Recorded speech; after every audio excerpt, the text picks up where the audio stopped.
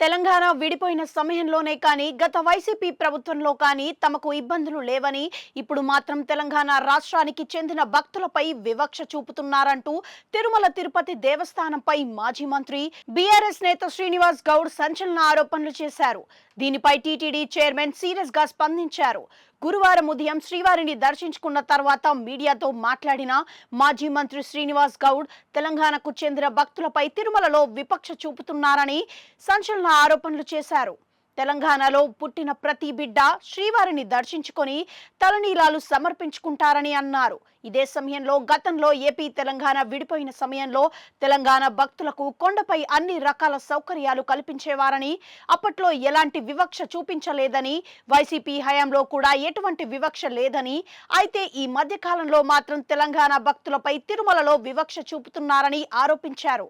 ఈ నేపథ్యంలోనే ఈ ఆరోపణలపై తిరుమల తిరుపతి దేవస్థానం చైర్మన్ బిఆర్ నాయుడు స్పందించారు. ఈ మేరకు ఎక్స్ లో పోస్ట్ పెట్టారు. ఇందులో భాగంగా తిరుమల పవిత్ర క్షేత్రమని, ఇది రాజకీయ వేదిక కాదని, రాజకీయంగా తిరుమలను ఏ ఒక్కరూ వేదికగా చేసుకున్నా చర్యలు తప్పవని గతంలోనే హెచ్చరించినట్లుగా తెలిపారు. ఈ నేపథ్యంలో తిరుమల పవిత్రతను కాపాడే విషయంలో వెనుకడుగు వేయకూడదనే తమ పాలక మండలి తొలి సమావేశంలోనే ప్రత్యేక ఎజెండాగా ఈ విషయంపై చర్చించి నిర్ణయం తీసుకున్నామని అన్నారు. ఈ సందర్భంగా తిరుమల కొండపై రాజకీయ వ్యాఖ్యలు చేస్తే అది ఎంతటి వారైనా ఉపేక్షించేది లేదని బిఆర్ నాయుడు స్పష్టం చేశారు.